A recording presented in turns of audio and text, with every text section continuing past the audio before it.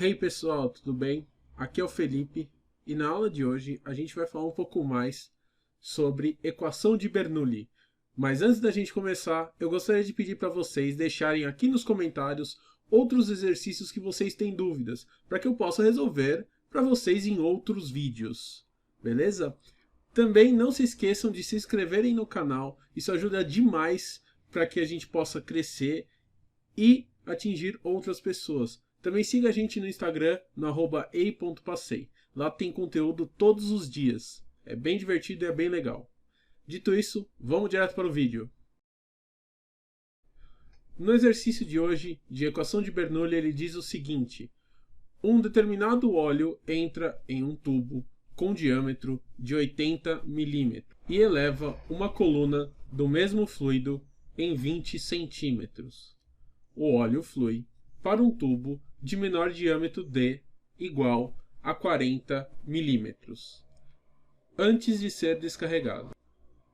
Dessa maneira, calcule a velocidade de escoamento do óleo no tubo de maior diâmetro, d igual a 80 milímetros, que seria o V0, que eleva a coluna de 20 centímetros de óleo no ponto zero.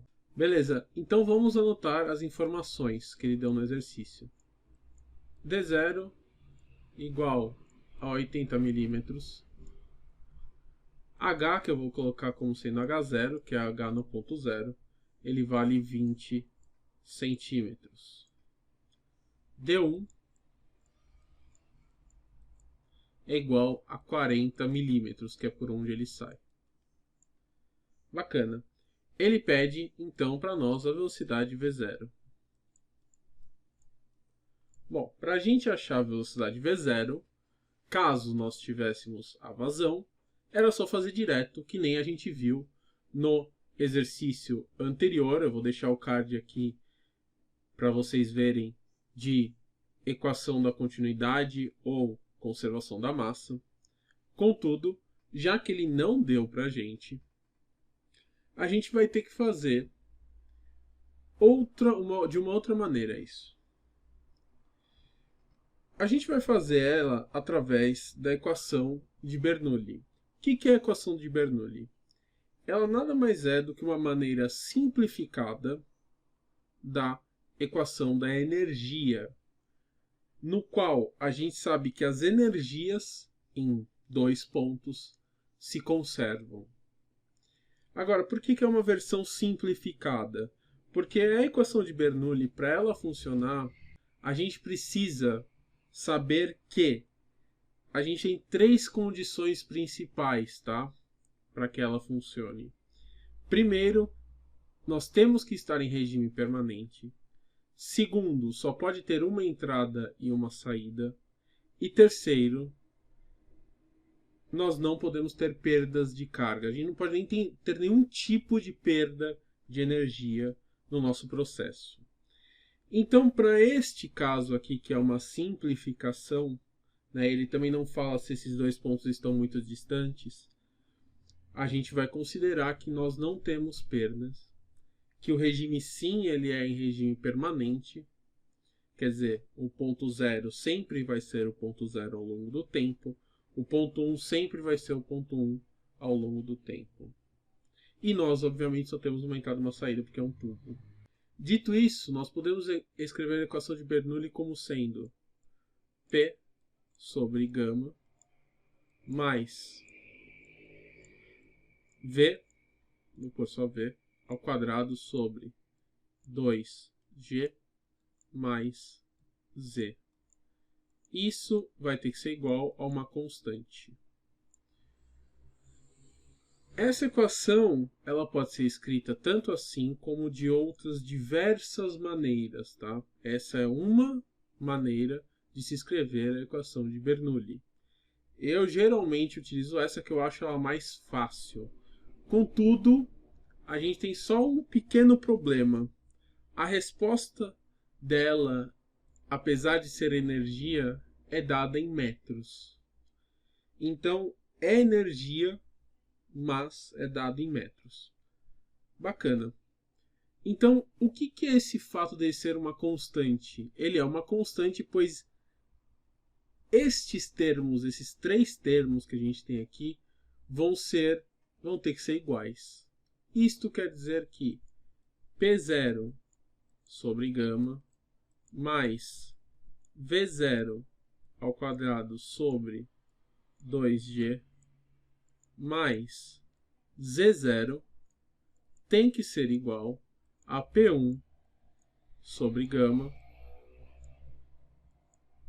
mais V1 ao quadrado sobre 2G mais Z1. Contudo, a gente consegue cortar alguns termos. Por quê? Primeiro, a gente consegue cortar o termo de Z. Z é dado como a cota, né? Então a gente pode cortar ele, pois a gente imagina que esse tubo está no mesmo plano. Não tem diferença de altura entre eles. Também nós podemos cortar o P1. O P1 é zero, pois nós imaginamos que ele está saindo para o ambiente. Se ele está saindo para o ambiente, isso quer dizer que a pressão dele é pressão atmosférica, e como na equação de Bernoulli nós só usamos pressões manométricas, a pressão atmosférica é considerada como sendo zero. Mas a gente ainda tem P0, V0 e V1. V0 e V1 nós não sabemos, V0 aliás é o que o exercício pede, e P0 nós também não sabemos. P0 é dado por uma coluna de água, né? Então você tem aqui, P0 estaria mais ou menos aqui, neste cara que está distante em 20 centímetros, que é o valor de H0, certo? Então, se nós quiséssemos saber este ponto, quanto vale a pressão, ou seja, esse ponto zero, a gente teria que usar o teorema de Stevin, que diz o seguinte, que a pressão em um ponto, se o fluido está parado, ela é gama vezes H. No nosso caso, eu tinha chamado esse cara de H0. Portanto, P0 para nós é gama H0. Legal. Então, a gente já sabe que gama H0 é o valor de P0 dividido por gama. Então, obviamente, este gama pode ser cancelado. Mais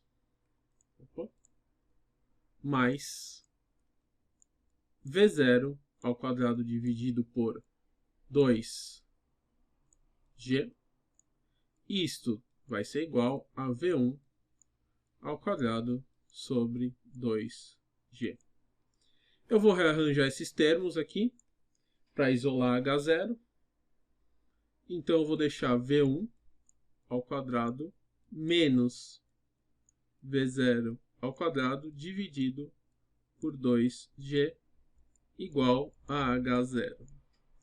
Como eu tinha dito no outro exercício de conservação da massa, quase todos os exercícios que a gente vai ver na sequência, a gente precisa fazer a conservação da massa, tá? Porque normalmente a gente entra nesse problema de ter duas velocidades e desconhecidas, duas velocidades que são desconhecidas. Com isso, então, a gente vai aplicar a conservação da massa. O que isso quer dizer? Eu vou dizer que o fluxo de massa no ponto 0 vai ser igual ao fluxo de massa no ponto 1. Portanto, ρ V0 a 0 tem que ser igual a ρ V1 a 1. Os ρs são iguais, pois é o mesmo líquido que a gente tem, né? Então, isso daqui V0 a 0 é igual a V1 a 1. Se nós isolarmos V0 nesse lado, a gente vai ter V1 a 1 sobre A0.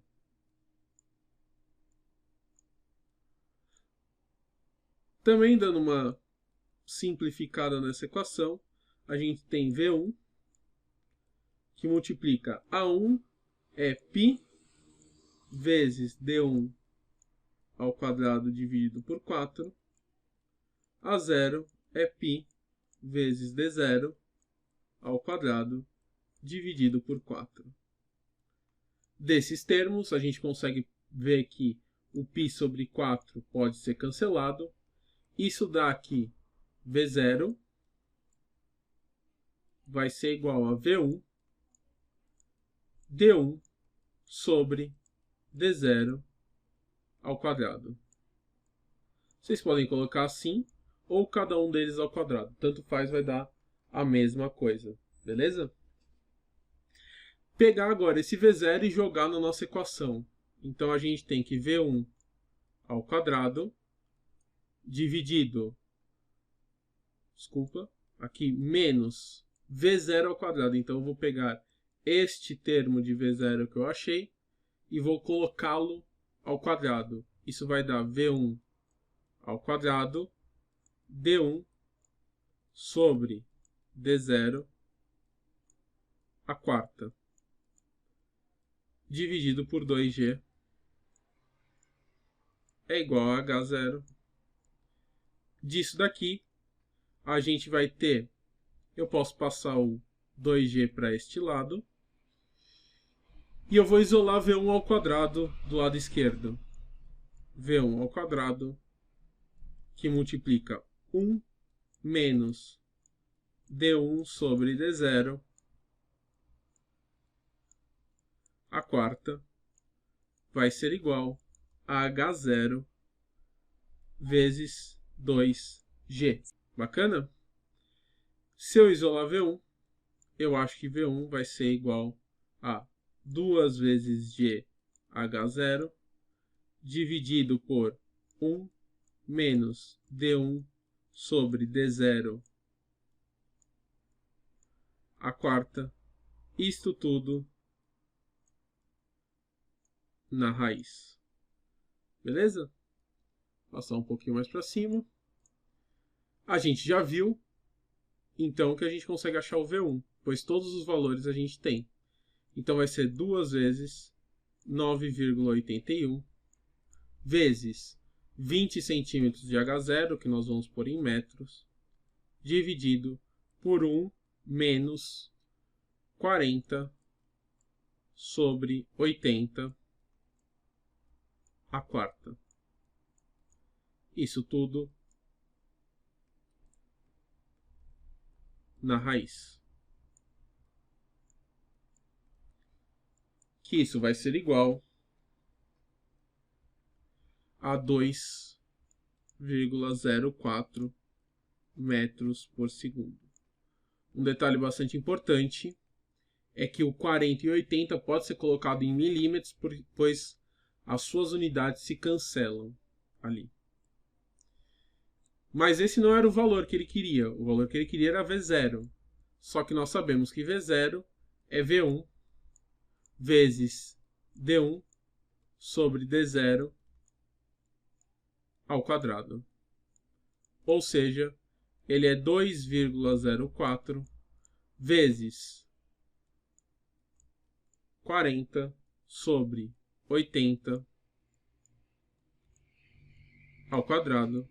Isso dá 0,51 metros por segundo, que era a resposta do exercício que a gente precisava. Tranquilo? Vejam, que nem eu falei no outro vídeo, é muito importante a gente saber conservação da massa para a gente poder usar nos outros exercícios. Quase sempre a gente vai entrar nessa incógnita de ter duas velocidades que a gente precisa calcular uma delas primeiro para depois achar outra. Tranquilo, gente? Então, por enquanto é isso. Um grande abraço para vocês e até a próxima aula. Valeu!